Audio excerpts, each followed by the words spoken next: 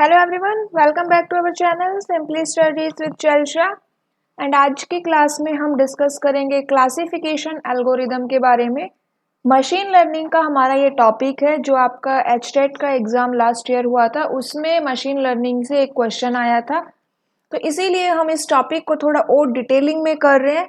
And machine learning का जो आपका क्वेश्चन था वो था लॉजिस्टिक रेग्रेशन का। लॉजिस्टिक रेग्रेशन आपका मशीन लर्निंग में ही आता है। लास्ट क्लास में हमने लीनियर रेग्रेशन क्या होता है वो देखा था।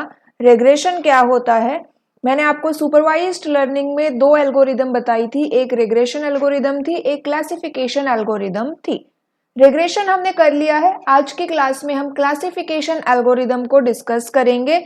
ज़्यादा डिटेलिंग में हम यहाँ पे नहीं करेंगे, इतना डिटेलिंग में हमारा एचटेट के एग्जाम में नहीं पूछा जाता है, लेकिन बेसिक की एल्गोरिदम, ये क्लासिफिकेशन एल्गोरिदम क्या करती है, इसमें टाइप्स कौन कौन से होते हैं, तो इस टाइप के क्वेश्चन यहाँ पे बन जाते हैं।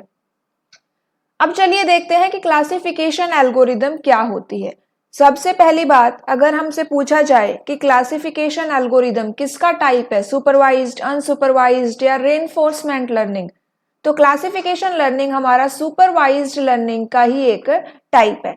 सुपरवाइज्ड लर्निंग टेक्निक में आपकी क्लासिफिकेशन एल्गोरिदम आती है। अब supervised, unsupervised and reinforcement learning, ये तीनों ही मैंने आपको मशीन लर्निंग की जो इंट्रोडक्टरी क्लास थी उसमें मैंने करवाई थी। अब क्लासिफिकेशन एल्गोरिदम क्या करती है, तो क्लासिफिकेशन एल्गोरिदम आपकी आइडेंटिफाई करती है कैटेगरी ऑफ न्यू ऑब्जर्वेशन। क्या आइडेंटिफाई करती है? कैटेगरी आइडेंटिफाई करती है, ठीक है।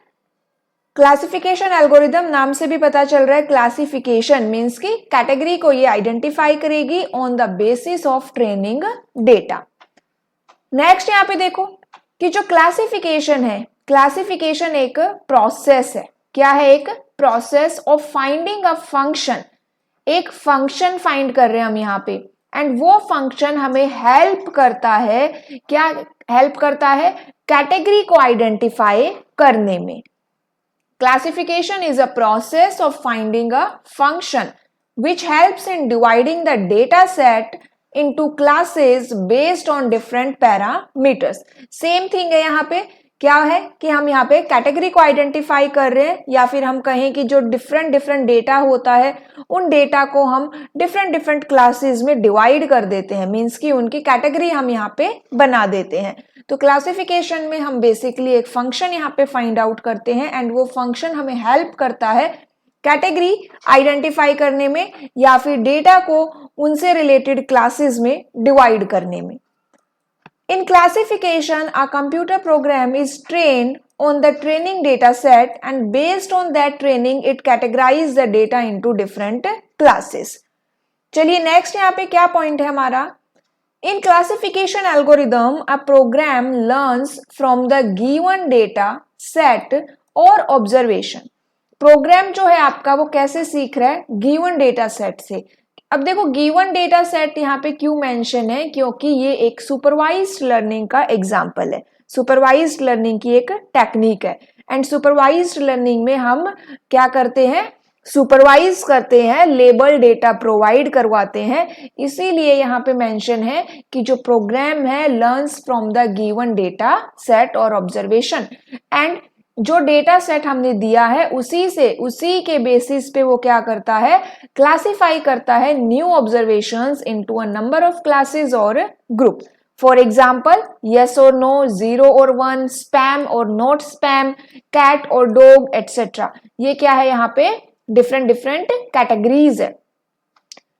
Classes can be called as target, labels और कैटेगरीज। अगर हमसे एग्जाम में पूछा जाए कि जो आपकी क्लासिफिकेशन एल्गोरिदम है उसके अंदर क्लासेस को क्या कहते हैं, तो क्लासेस को आप टारगेट भी कह सकते हो, लेबल भी कह सकते हो और कैटेगरीज भी बोल सकते हो।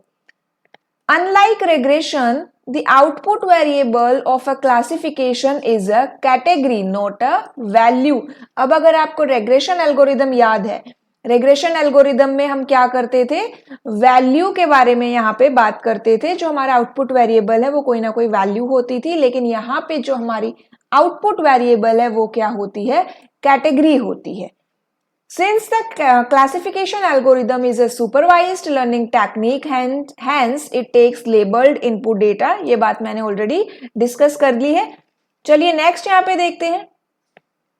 In classification algorithm, a discrete output function is mapped to input variable y is equals to fx and यहाँ पे y क्या है आपका कैटेगोरिकल आउटपुट है. अगर हमसे एग्जाम में इक्वेशन दे दी जाए एंड देन आपसे पूछा जाए कि यहाँ पे y क्या है, तो y आपके कैटेगोरिकल आउटपुट है.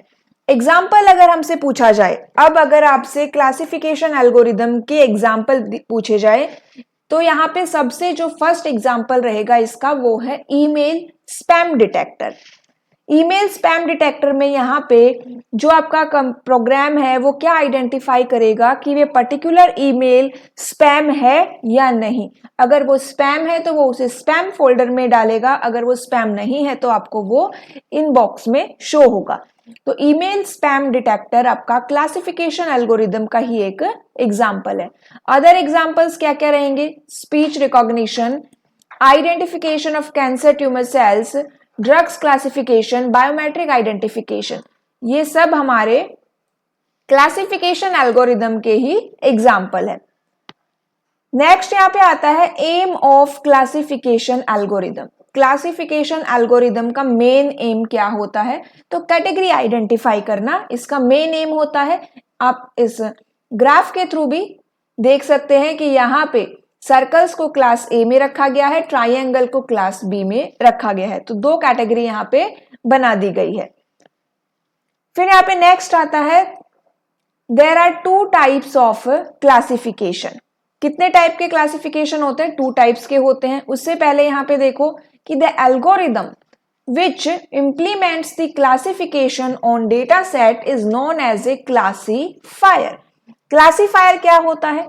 क्लासिफायर आपकी वो एल्गोरिदम होती है जो डेटा सेट पे क्लासिफिकेशन को इंप्लीमेंट करती है. तो यहाँ पे टू टाइप्स के हमारे पास क्लासिफिकेशन है या फिर क्लासिफायर है. फर्स्ट आपका है बाइनरी क्लासिफायर. बाइनरी का नाम से भी पता चलता है, बाइनरी मीन्स यहाँ पे बाई मीन्स टू वैल्यू होगी एंड ये टू वैल्यू आपकी यस और नो भी हो सकती है, मेल और फीमेल, स्पैम और नॉट स्पैम, कैट और डॉग एटसेट्रा.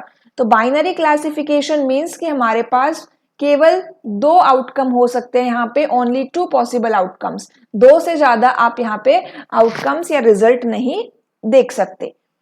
फिर नेक्स्ट यहाँ पे है हमारा मल्टी क्लास क्लासिफायर.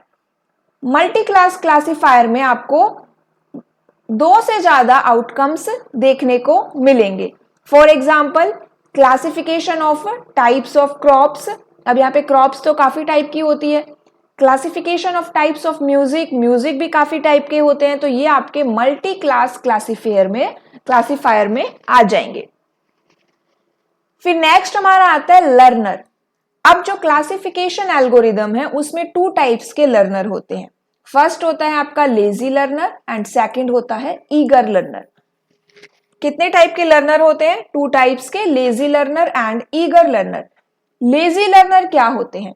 तो lazy learner firstly store the training data set and wait until it receive the test data set. In lazy learner, classification is done on the basis of the most related data stored in the training data set. It takes less time in training but more time for prediction.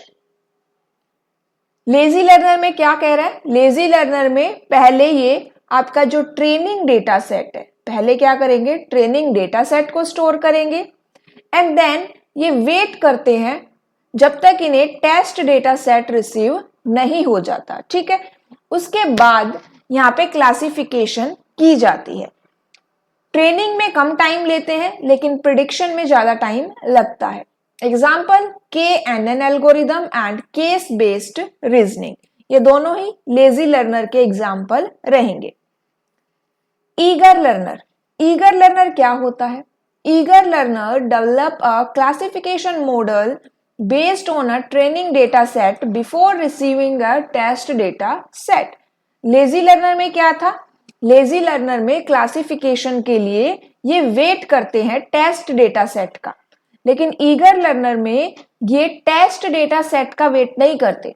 जैसे ही इन्हें training data set मिल जाता है उसी के basis पे ये classification कर लेते हैं। तो ये ईगर लर्नर होते हैं जो जल्दी काम कर लेते हैं, लेजी लर्नर थोड़ा सा लेजी होते हैं, लेट काम करते हैं।